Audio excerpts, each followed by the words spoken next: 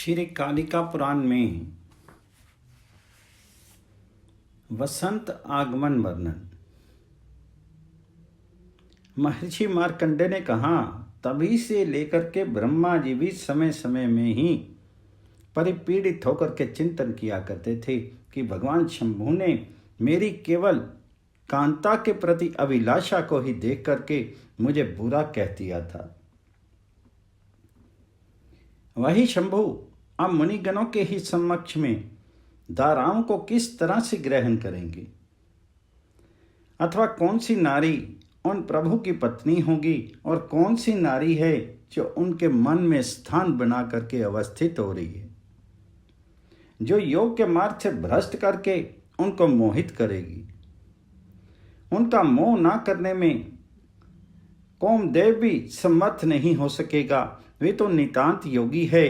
वे वीरांगनाओं के नाम को भी सहन नहीं किया करते हैं।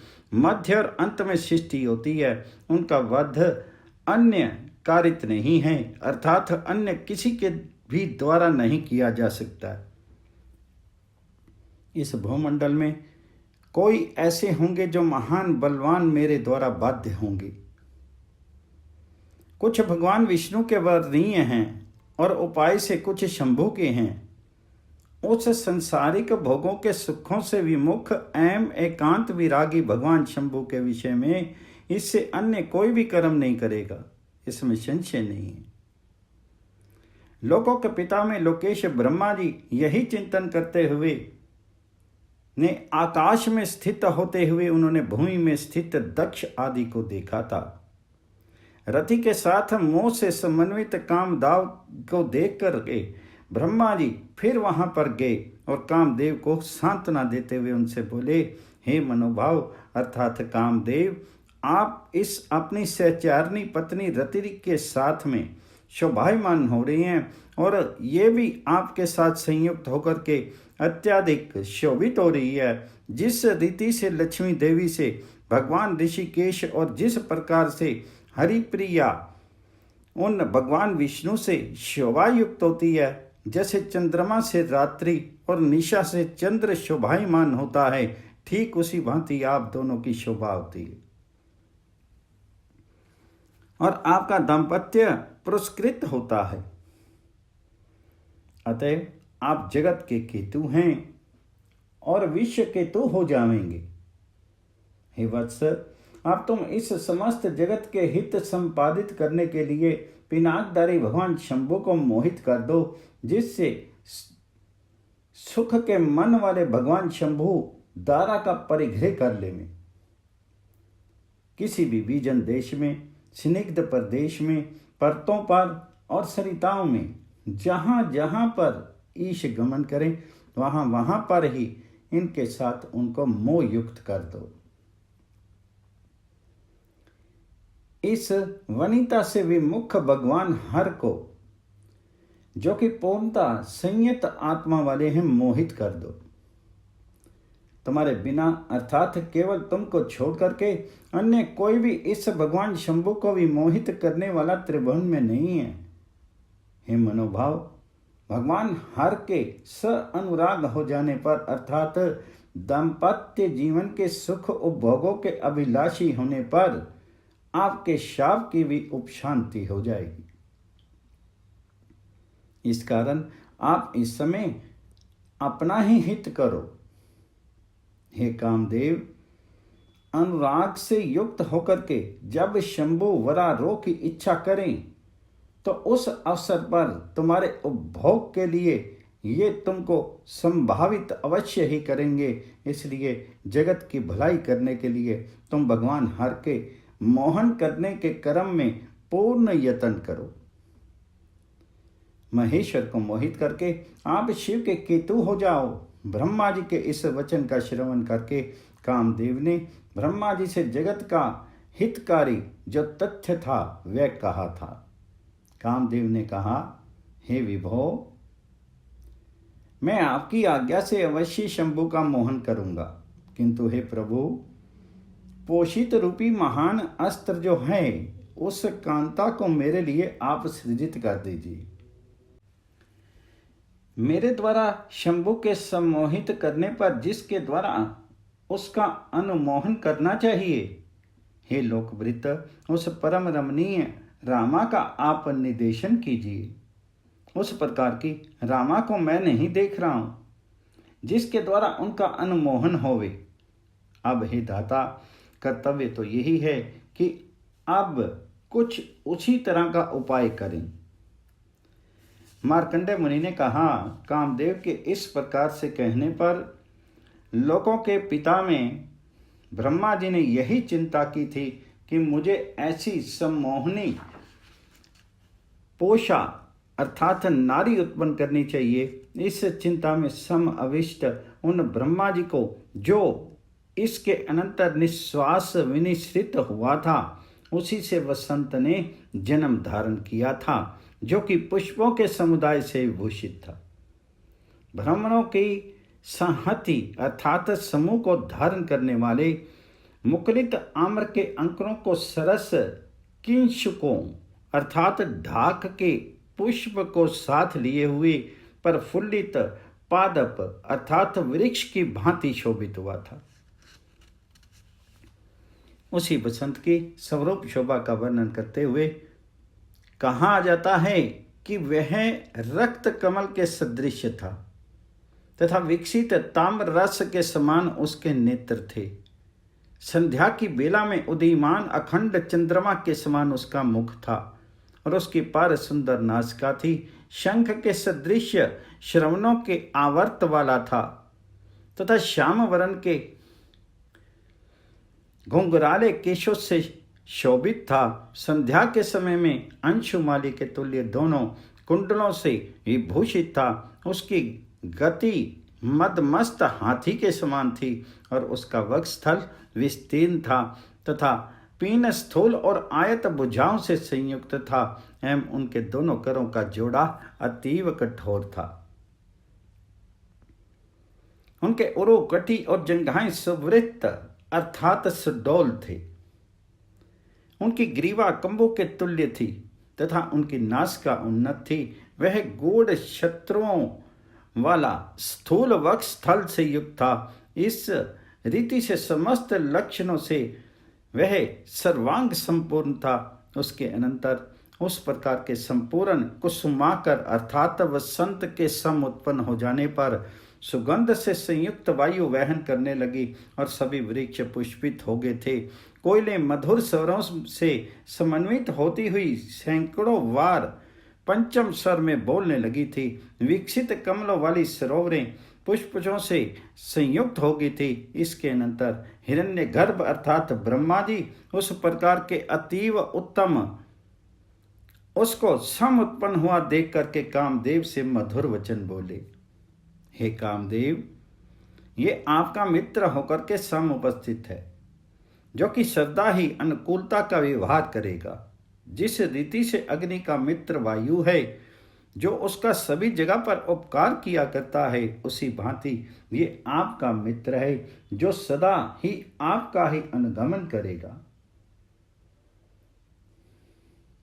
वस्ती के अंत का हेतु होने से ही ये वसंत नाम वाला होवेगा। इसका कर्म यही है कि सदा आपका अनुगमन करे तथा लोगों का अनुरंजन किया करे। ये वसंत श्रृंगार है और वसंत में मल्यानिल वहन किया करता है। आपके वश में ही कीर्तन करने वाले भाव सदा सुहृद होवें। विवोक आदि हाथ तथा 64 कलाएं जिस प्रकार से आपके सहृद हैं, वैसे ही रति देवी के भी सौहार्द भाव को करेंगे। हे कामदेव, अब आप इन सहचरों के साथ जिनसे वसंत प्रधान है और तुम्हारे ही उपयुक्त परिवार स्वरूपा इस सहचारणी रति के साथ मिल करके अब महादेव को मोहित करो और सनातनी सृष्टि की रचना काट डालो।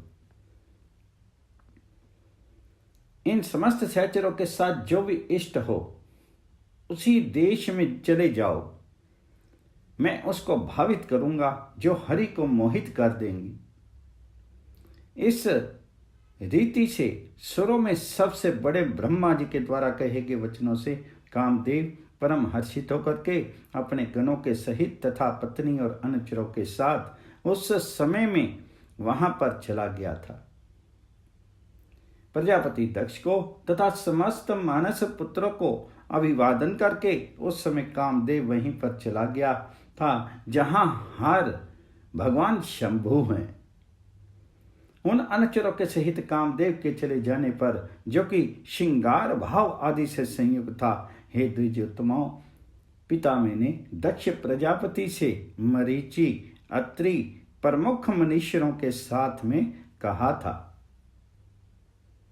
ओम कालिकाय नमः।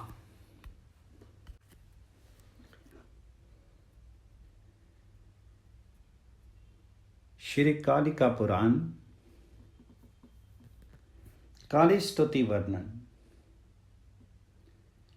मार्कंडेय मुनि ने कहा, इसके अनंतर उस समय ब्रह्मा जी ने महान आत्मा वाले दक्ष के लिए और मरीचि प्रमुख मुनियों से ये वचन कहा था। ब्रह्मा जी ने कहा, भगवान शंभु की पत्नी होने वाली कौन है जो उनको मोहित कर देगी?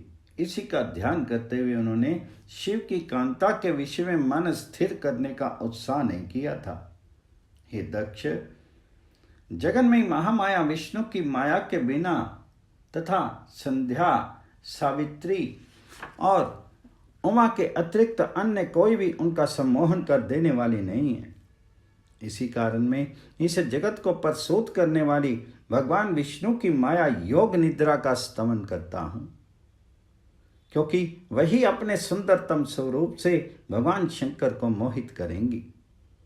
हे दक्ष, आप तो उसी विश्व के स्वरूप वाली का यजन करो, जिसके करने से वे आपकी पुत्री होकर के भगवान की पत्नी होगी।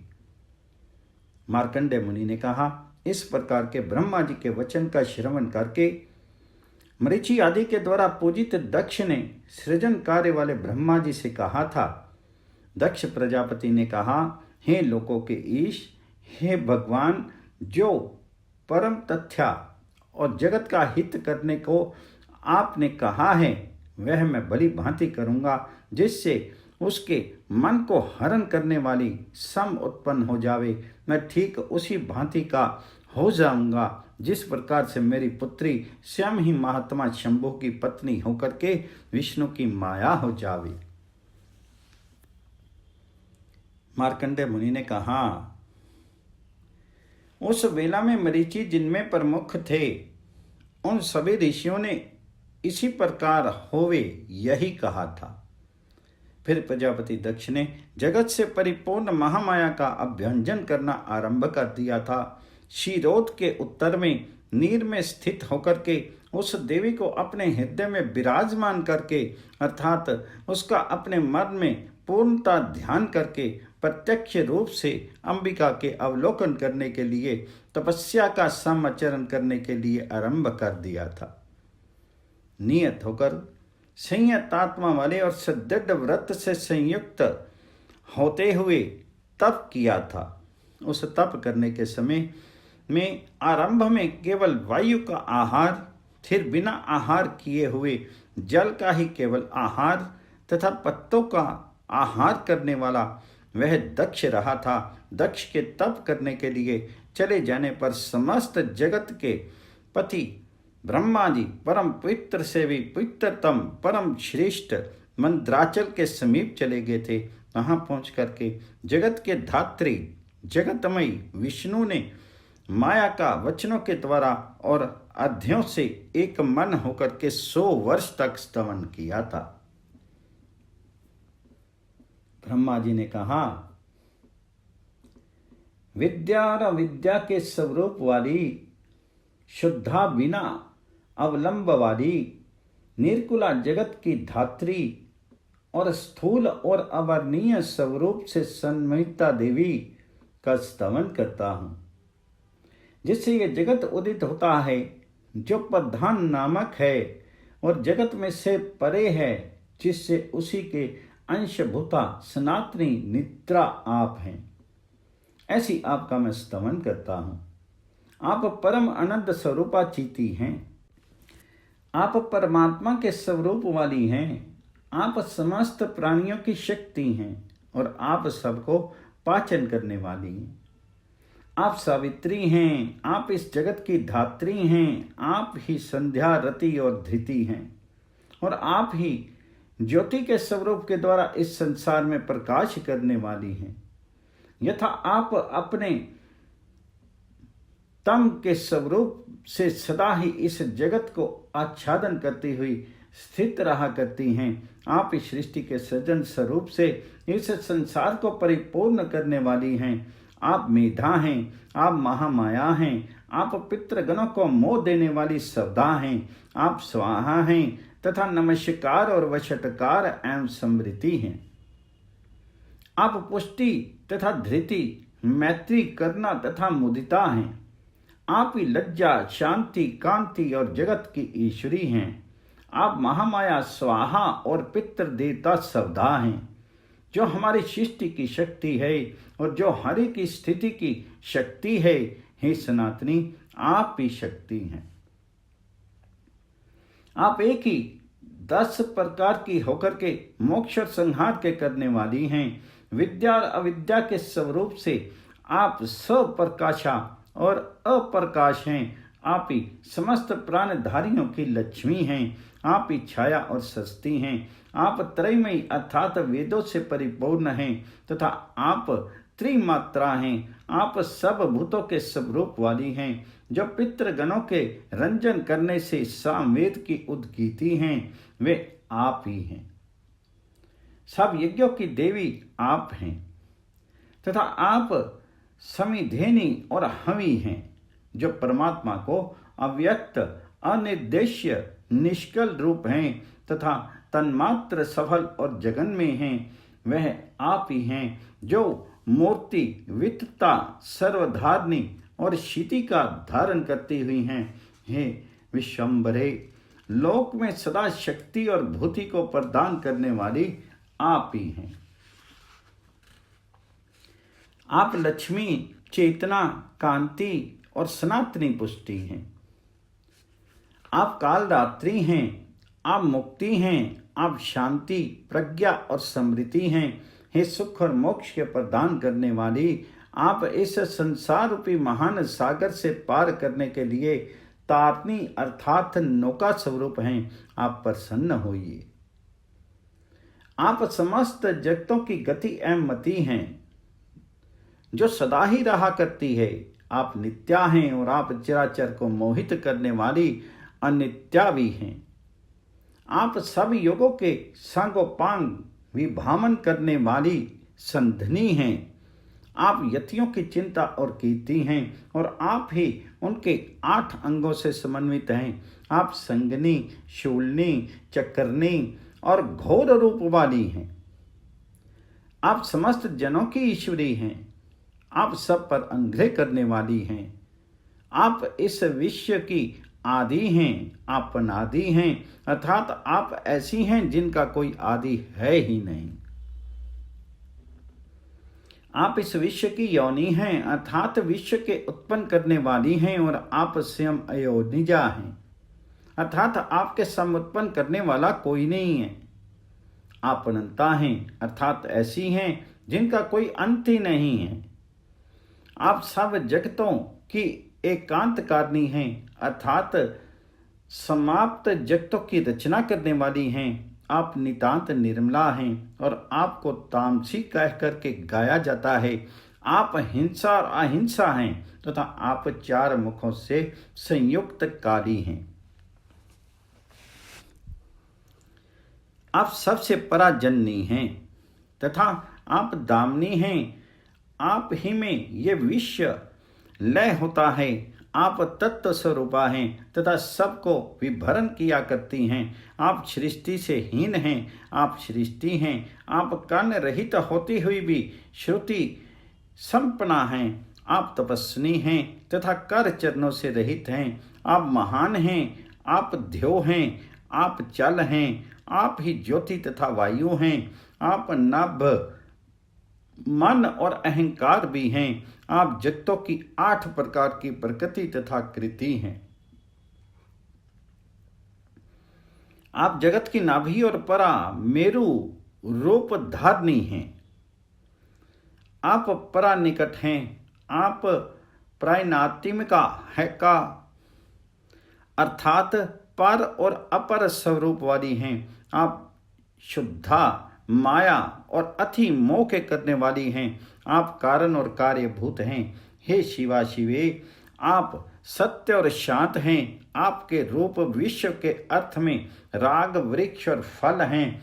आप नितांत छोटी और दीर्घ हैं। आपका स्वरूप नितांत अनु और बृहत है।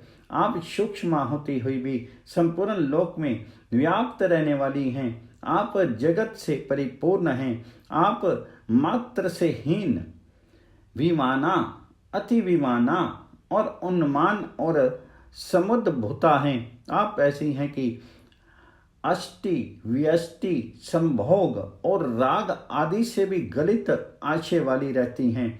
वह आपकी महिमा में आपको जो भ्रांति आदिक हैं वह आपका ही स्वरूप है। आप इष्ट और अनिष्ट के विपाक के ज्ञान रखने वाली हैं और यथेष्ट तथा अनिष्ट का कारण हैं। आप सर्ग आदि मध्य तथा अंत से परिपूर्ण हैं और उसी भांति आपका रूप है। 8 अंगों वाले योग से बारंबार इस प्रकार से संपादन करके जो तत्व स्थित किया जाता है वह ही आपका सनातन रूप है। बाह्य और अबाह्य में सुख तथा दुख, ज्ञान और अज्ञान, लय और अलय, उपताप और शांति आप ही जगत की स्वामिनी हैं, जिसके प्रभाव को तीनों लोकों में कोई भी कहने की शक्ति नहीं रखता, अर्थात किसी के द्वारा भी प्रभाव नहीं किया जा सकता।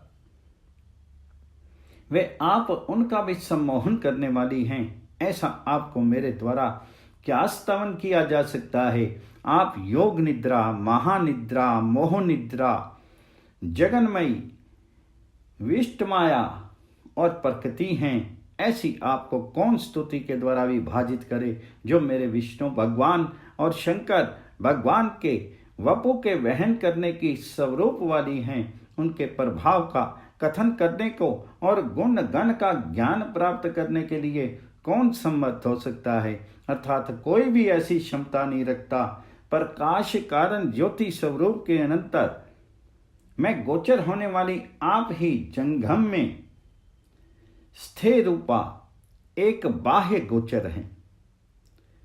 आप जगतों की जननी स्थिर रूप वाली आप प्रसन्न होइए। हे विश्व रूपनी, हे विश्वेशे, हे सनातनी, आप मुझ पर प्रसन्न हो जाइए।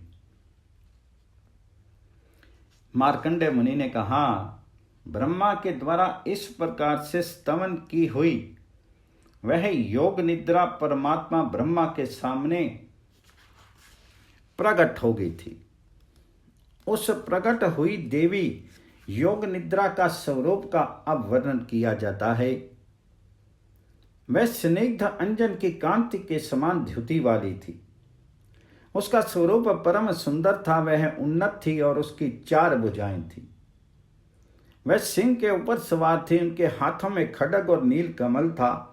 उनके केश पाश खुले हुए थे। सृष्टि के सृजन करने वाले जगत गुरु ब्रह्मा जी ने अपने समक्ष सम उपस्थित उस देवी का अवलोकन करके उन्होंने अपने उन्नत कंधों को विनम्र करके बड़ी ही भक्ति के भाव से उन देवी को स्तमन किया और प्रणिपात किया था। ब्रह्मा जी ने कहा, हे जगत की प्रवृत्ति और निवृत्ति के रूप वाली, हे स्थिति और सर्ग रचना के स्वरूप से समन्विते, आपके चरणारविंदों में मेरा बारंबार नमस्कार है। 4 अचरों की आप शक्ति हैं। शाप सनातनी और सबका विमोहन करने वाली हैं, जो श्री सदा ही भगवान शंकर की मूर्ति की माया है, जो विश्रम्भा है और सबका विभ्रम किया करती है, जो हरीम, योगिनी, महिता और मनोज्ञा है, वे आप ऐसी हैं।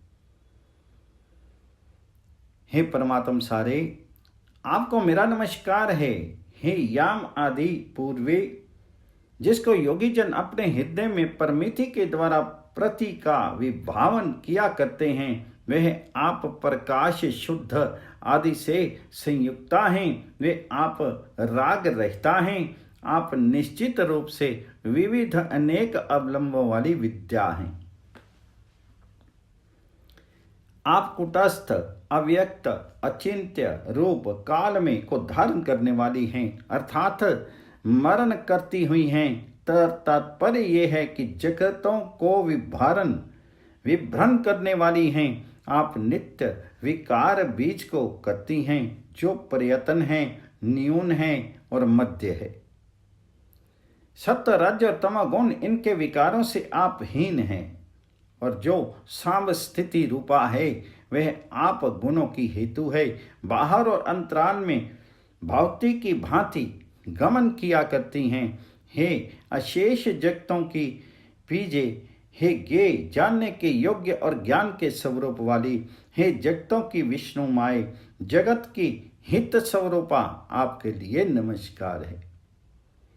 मार्कंडेय महर्षि ने कहा, उनके इस वचन को सुनकर के लोगों के विमोहन करने वाली काली ने मेघ की गर्जना के समान अर्थात गंभीर ध्वनि से जगतों के सृजन करने वाले ब्रह्मा जी से बोली। देवी ने पूछा, हे ब्राह्मण,